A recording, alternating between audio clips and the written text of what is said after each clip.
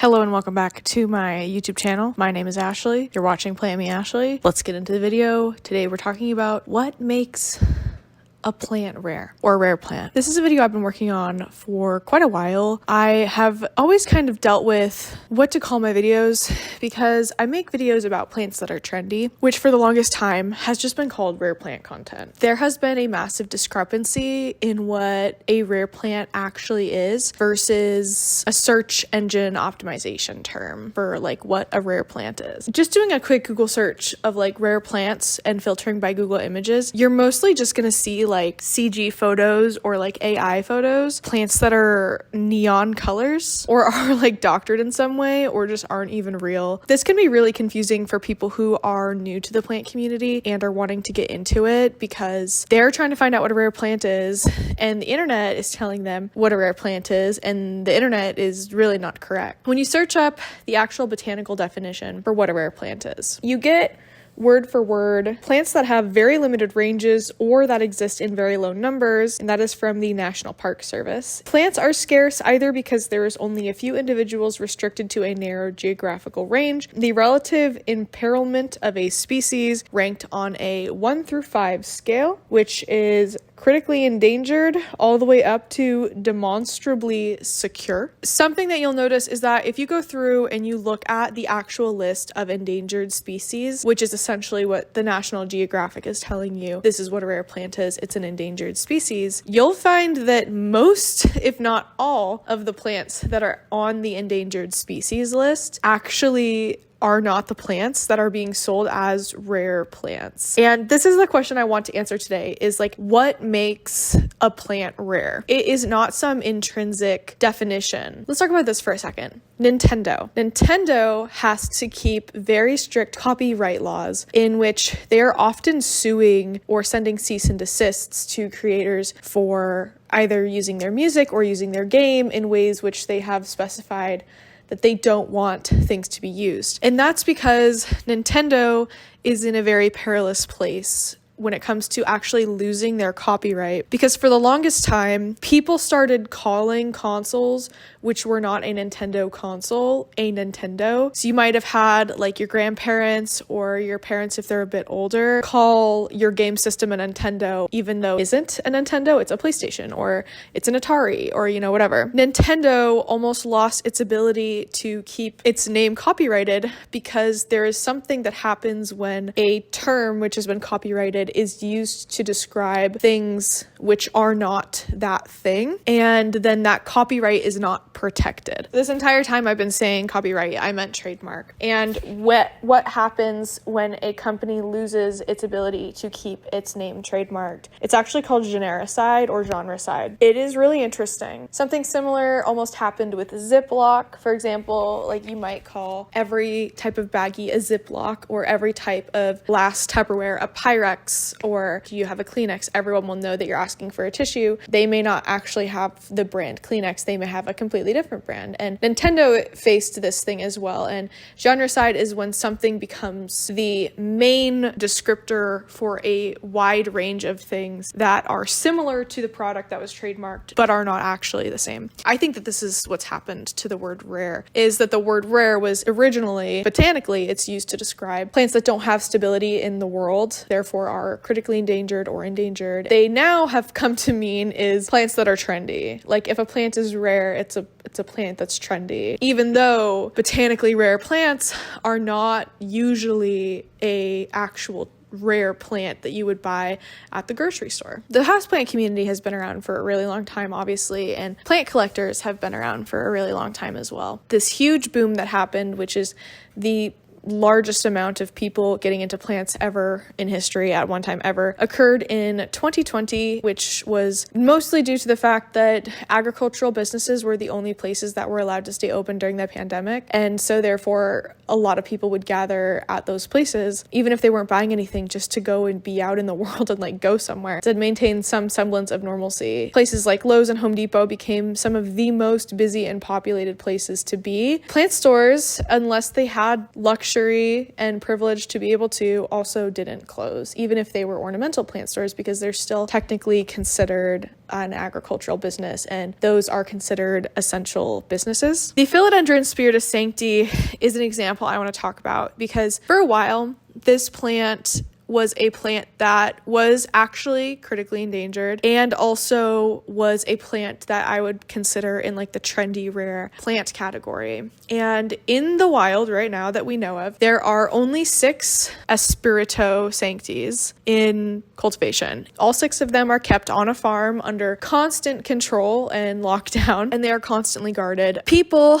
really like to poach them, which is like why this plant has really gone extinct in the first place. In 2019 and before, the Philodendron Spiritus Sancti was selling for anywhere from $25,000 to over $100,000. Most of the sales of these plants were private because people didn't want to be like flaunting their money, you know? No one wants you to like know if they have like a bunch of money, because then it kind of like puts target on your back. These plants though, occasionally you would see sales on eBay. They were absolutely atrociously expensive. I've seen sales lock in at $85,000 for this plant, which is pretty wild, especially by today's standards, when you can buy Spiritus Sanctis for $75 or less. You can also buy them for $75 or more, but you really can buy them for less. So for a while, this was an example of a plant that not only was critically endangered, but it was also considered very trendy by the community. And it was a very, very, very desired plant to own. However, a couple of things have happened in the community which have actually changed this plant's status.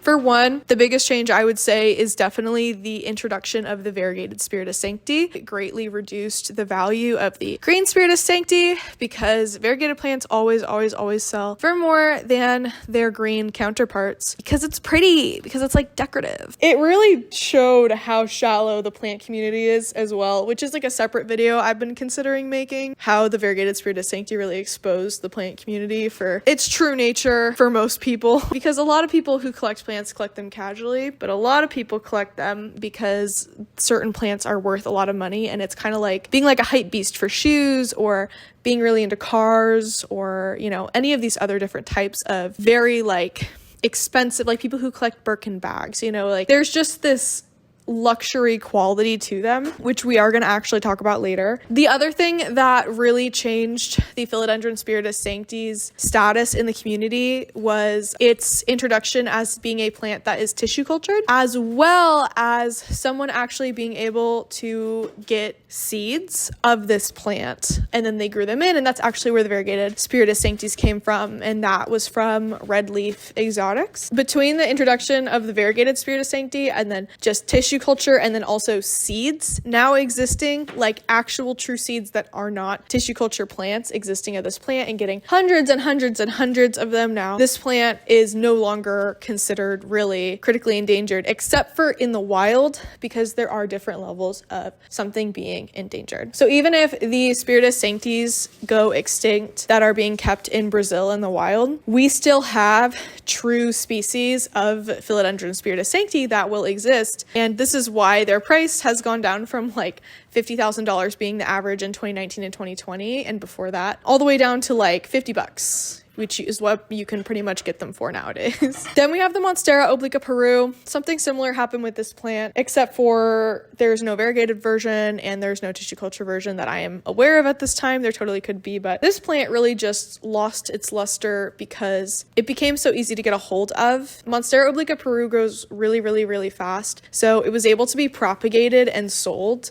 And over the course of a couple years, the supply just greatly outweighed the demand to the point where there was even a little while where sellers in a Monstera obliqua Peru sales group tried to come together to just stop selling Monstera obliqua Peru to try to drive the price back up. And that lasted about 10 minutes, literally 10 minutes, before the person who proposed the idea was just completely obliterated by not only the community, but by other sellers as well. So these are two examples examples of plants that were actually rare and going extinct in the wild that have now been like revived by the plant community. The way that I've been talking about this has kind of made it sound like these plants are devalued, but it's actually amazing because the houseplant community's interest in both of these two plants, as well as many others. Another example would be the Euphorbia obesa, which was actually critically endangered in the wild and is now no longer endangered at all, which you can find them sometimes at Home Depot. Monstera obliqua has been devalued to the point where sometimes you'll even get Monstera obliqua perus being offered as like freebies in either giveaways or plant sales. I like that personally. The more accessible plants are to me, not to me like plants to me, but like to me, the more accessible that plants are in general, the better. I think that plants are for everyone, and I understand like the luxury feel behind collecting certain plants, but I think that everyone should be able to have the chance to own these beautiful plants, because for me, I'm into the plants because I think they're pretty, not because I'm trying to like, I don't know, flip them. Houseplants' status as a luxury item, because that's really what they have become. I mean, houseplants, which are also known more broadly to most people as ornamental tropical plants, things that make luxury goods a luxury good are their exclusivity, their quality, their price, and their branding, which all of these things do come from status, quality, craftsmanship, prestige, heritage, and exclusivity. Those are the 6 factors of luxury goods. All of those things will drive a price up. So when you're comparing luxury goods to houseplants, what makes a plant really, really expensive and rare is inaccessibility to them. Their status as being something that's popular. Usually status is determined by plant YouTubers or plant Instagrammers, or like people who are just like have a voice in the community and they're like, oh, this plant, like this is the hype plant. Heritage. So this could be considered in this example as like something being tissue culture versus not tissue culture, because tissue cultured plants are definitely way less expensive than purebred plants. And prestige and quality. Prestige obviously stemming from the status, how much everyone in the community is obsessed with this plant in the current time, like what has everyone decided is trendy. For example, Philodendron strawberry shake. This was an incredibly prestigious and difficult to obtain plant, mostly for the fact that it was so expensive for a long time. It was worth like $5,000 4 years ago for like a leaf or two. Now you can get a plant about as large as the one that I just showed you for like 150, or you can get little cuttings of it, like little tiny rooted cuttings for like 20 or 30 bucks. Massively devalued in terms of price only. I don't think the plant is devalued as like an object, but plants are not something that is a requirement or a necessity, and therefore they are a luxury good. They are an extra good. Actually, at one of the jobs I was working at, because I worked at a couple different plant nurseries, our boss straight up told us that like the people who are coming to that nursery to buy plants, they're coming there not because they need to be there, but because like they want to spend money on a plant. And so therefore we have to treat it like sales,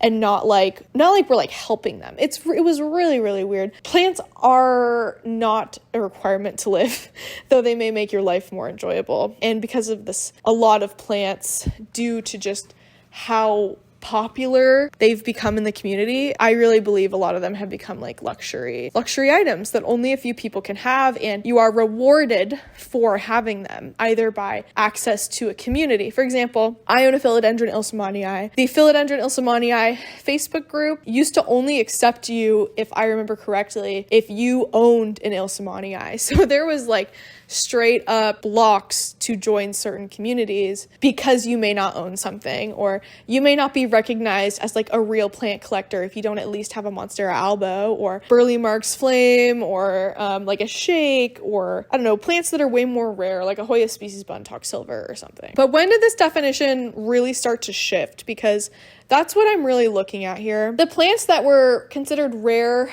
in 2019 and 2020 were considered rare because it was hard to find them at the grocery store or just at your local plant shop, because of the fact that they were just harder to obtain. They weren't really grown in bulk, and in some cases, plants that were considered rare in 2019 and 2020 were actually rare plants.